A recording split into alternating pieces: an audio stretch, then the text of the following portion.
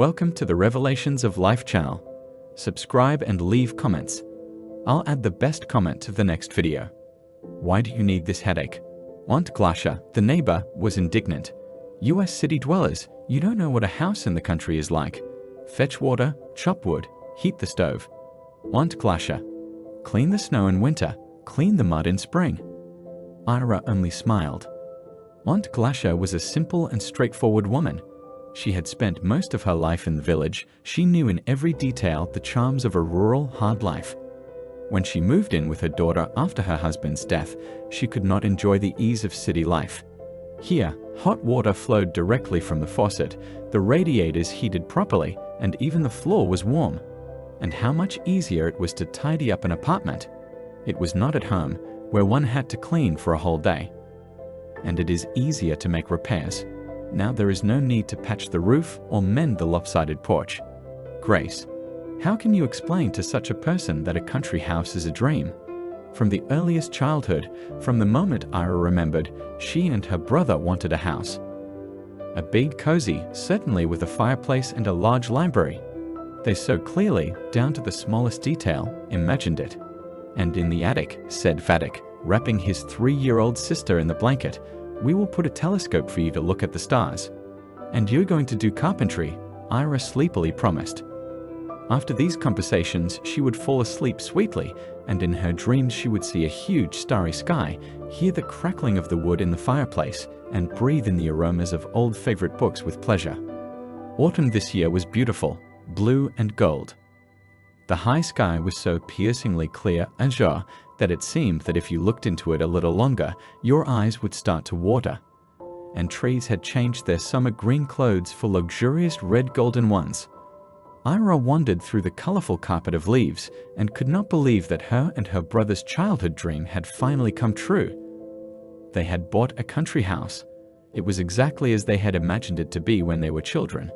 With a fireplace, a winding staircase to the second floor, a spacious veranda, and apple trees in the garden.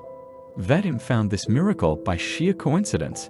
At work, someone was moving to another country and in a hurry was selling off all the real estate. I came to see, told Vadim to his sister, and I simply could not believe my eyes. Well, this cannot be. It's not just some similar house, but this is it, from our dreams. I didn't even bargain. What's the big deal? I'd have given extra money just to have it as ours. It was already right away, you know. He was just waiting for us. Ira laughed. Vadik, her dear, most beloved older brother, remained as romantic as he was as a child. Nothing changed him, neither the harsh service in the army nor the need to master a new profession, replacing the one he received in the institute. Neither his early marriage nor his traumatic, terrible divorce, which ended with no money and long-term disappointment in family life. Maybe romance of the soul is some kind of DNA. For life. However it was, the excitement of the dream was unbelievable.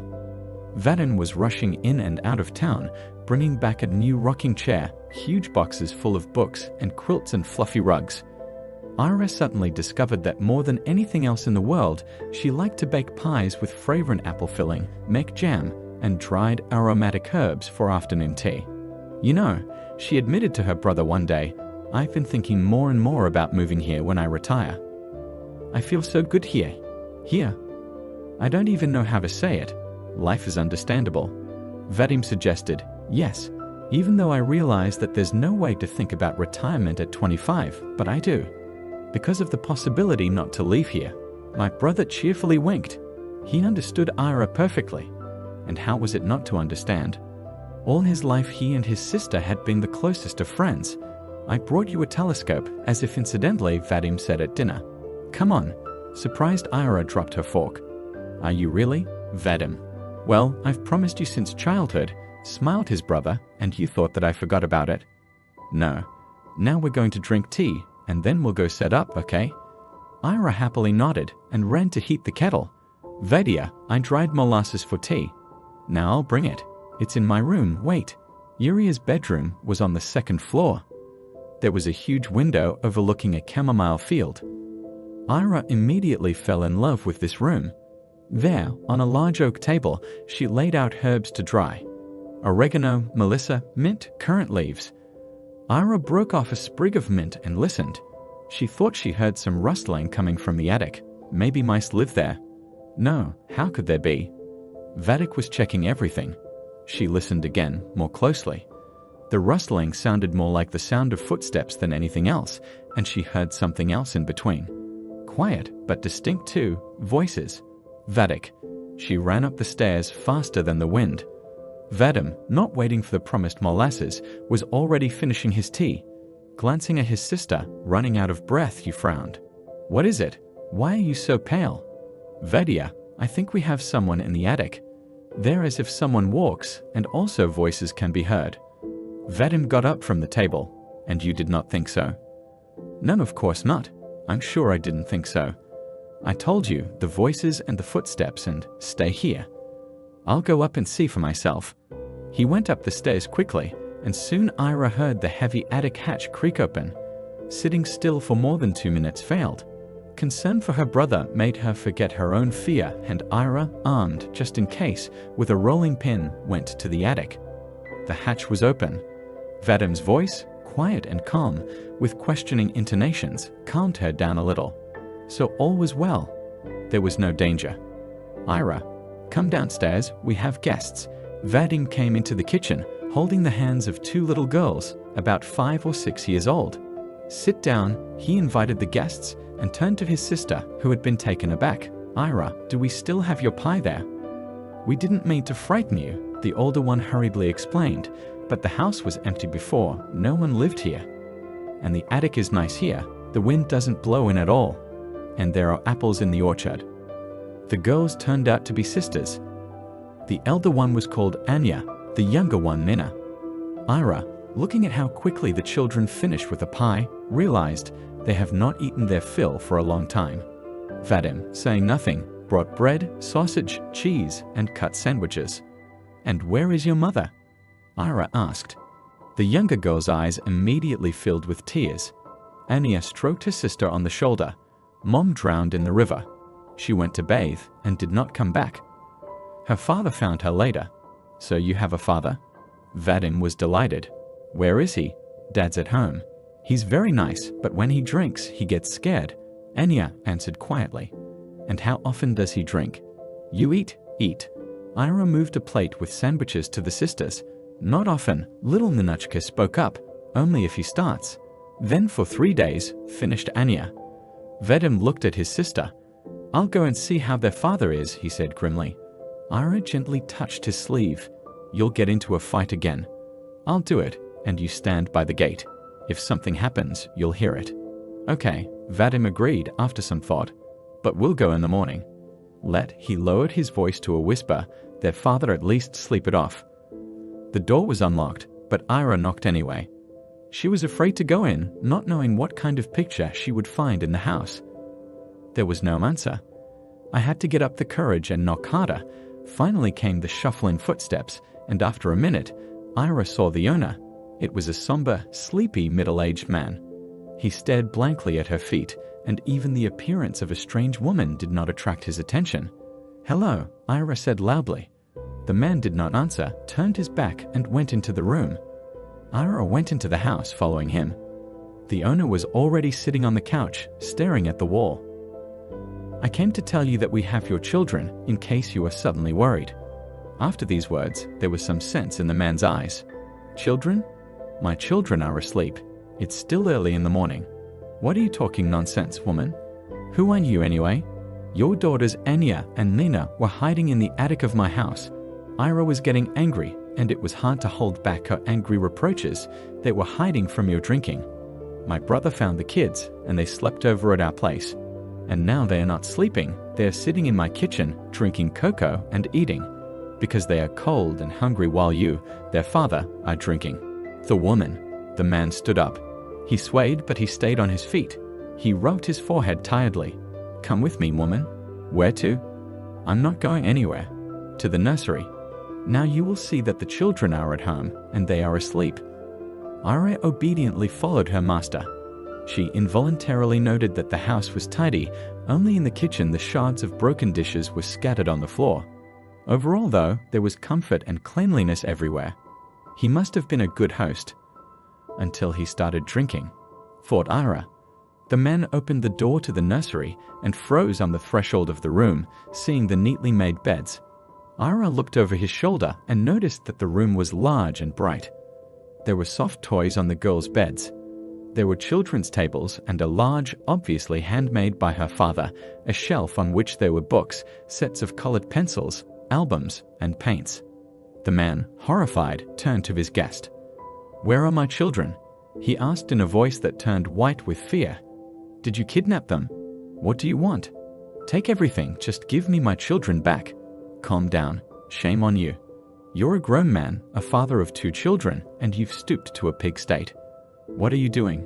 You're pouring out your grief, and your children, your own daughters, are hiding in the attics." "My God." The landlord clutched his head. From behind his tightly pressed lips came a muffled groan. "Stop it," said Ira, softened. "Come to us, let's go and see the girls." "Anyuta, Ninotchka." Father embraced both girls and burst into tears. "Daddy, don't cry. Don't cry. I am guilty before you," said the man, pulling himself together. "I promise you I will never take another drop of liquor in my mouth. Never again. And we will live happily ever after." Vadim, who had been silently observing this scene, walked up to the man and shook his hand. "If you need help, ask for it," he said briefly. The city greeted Ira with rain and overcast weather. All this grayness and slush lasted a week, and Ira invited her brother, who had remained in the village. Vadim had a vacation, and he decided to devote it to the arrangement of the dream house. "I'll come for the weekend," promised Ira. "I'll take a week for my allowance. I'll help you there." For some reason, she did not want to say that in addition to helping her brother, there was another reason that drew her to the village: the neighbors' little girls. How do they live now? On Saturday, she got out of the car to meet her brother, laden with purchases. "What have you got there?" Vadim was surprised, taking the heavy bags from his sister. "You know, Vadim, I decided to bring some presents for the girls.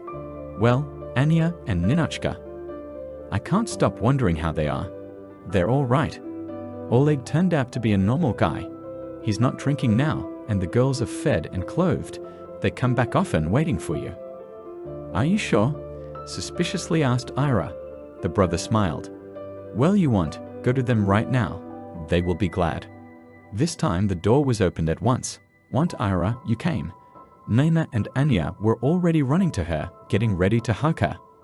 Behind her walked an embarrassed father. "Hello, Irina," he said. Today he was absolutely sober, and it was obvious that he did not touch alcohol anymore. Ira noticed the neatness of his clothes, a recent haircut, and even caught a pleasant scent of cologne. "Hello, Oleg. I brought something for your daughters. Why don't you come in? We were just about to have lunch. Would you like to join us?" "I'd love to." Ira answered sincerely. "Oleg, where did you learn to cook so well?" asked Ira when the girls, happy with the visit of a good aunt and presents, ran to play in the nursery. "And I am a cook," laughed the man. "I work in a restaurant." "In a restaurant. But in the village, so we are city," explained Oleg, "just in the apartment repairs, so I temporarily brought the family here. But soon we will return to the city."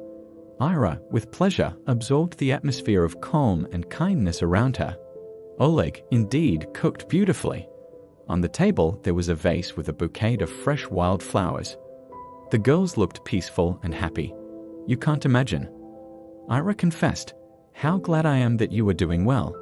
How incredibly strong you are, that you were able to start a normal life. Your girls are happy, it shows." "Thank you for your kind words," the man answered modestly. "But if it hadn't been for you..." "Let's not talk about it, please." Ira's voice was soft but resolute. "You have experienced grief, but when you saw the consequences, you managed to pull yourself together. I had nothing to do with it. If it were enough to talk to everyone." "No, Oleg, this is your and only your credit. All week Anya and Nina came running in the morning. Vadim went into town, having done all the work left in the house. Ira had plenty of free time to spend with the girls. They read books together, true. Ira taught them how to bake cakes and apple pie. Closer to lunchtime, Oleg came to pick up his daughters. He would take the children, and with them Ira. The afternoon was spent at their house. Together, they played board games, looked at family photos. Ira would not return home until after dinner. Vadim came to pick up his sister in the evening. She had already had time to say goodbye to the neighbors, and now, getting into the car, she took one last look at Oleg's house. The windows were brightly lit. They were probably all together now, cheerfully cooking something in the kitchen, or sitting at the table and drinking tea. Or maybe they were getting ready for bed, and Oleg, sitting on the floor between the cribs, was reading aloud his favorite Moomin Trolls. Oleg himself and his baby's daughters became so close to her, almost family. She did not want to leave. "See you again," Vadim consoled, noticing the sister's sadness. "Yes," she sighed. "It's just that I think I'm going to miss her." Vadim didn't answer. He knew his sister and saw that it wasn't just a matter of neighborly friendship. She had become attached to the little girls, and to Oleg too. Let them decide for themselves what's next. He didn't know what to advise Ira. And even if he did, he wouldn't dare advise her. After all, other people's children were a huge responsibility. It was one thing to spend a week with them, having fun and playing, and quite another to accept them as their own, to raise and educate them. Let them decide for themselves. Autumn is gold and winter is silver, Ira thought, looking at the snow-covered garden. Important changes happened in Vadim's life. He met a girl whom he was going to marry in the near future. The perky, cheerful Yana suited him very well. Ira was confident that now her brother's family life would be successful. Now the happy lovers were busy with pleasant worries, decorating the house for the new year. Vadim brought a Christmas tree from the woods, and Jana wove beautiful wreaths of fir twigs and rowan trees. "It seems to me," said Vadim confidentially to his sister, "if Yanka and I celebrate the new year here, then we will be fine. But don't you dare think that you'll get in our way. We'll celebrate together, and that's it." And Ira had no choice but to agree. It was a little sad. She really hoped to see Oleg and his girls, but there was a big padlock on the door, and judging by the snow on the driveway, they had left a long time ago. The repairs to the city apartment were probably over. Where were they now? Ira imagined how Oleg, together with his daughters, was decorating the Christmas tree. Presents from Santa Claus, of course, were bought in advance and are waiting in the wings. Little girls are happy about the upcoming holiday, and Oleg admires his daughters. I hope they are doing fine. There was a hard knock on the door. Ira rushed to open it. "Who is it, Ira?" shouted Vadim from the kitchen. "Aunt Ira, it's us." A noisy, rosy-cheeked from the cold Anya, and Nina came running in. Oleg, holding a huge bag with presents in his hands, stepped on the threshold smiling. "Will you take Santa Claus and the two snow maidens?" he asked. "Happy New Year," the girls shouted. Vadim took them into the garden to shoot fireworks. Jana stood next to them and clapped her hands. Oleg and Ira watched the general merriment from the window. They had a lot to say to each other. Though everything important had already been said without words. "Oleg, Ira, the children, family. We are family, aren't we?" Oleg asked, holding out a velvet box to Irina. "Yes," she smiled and answered. They hugged each other and watched the girls' happy fireworks on this happy New Year's Eve. Everyone was happy, each in his own way.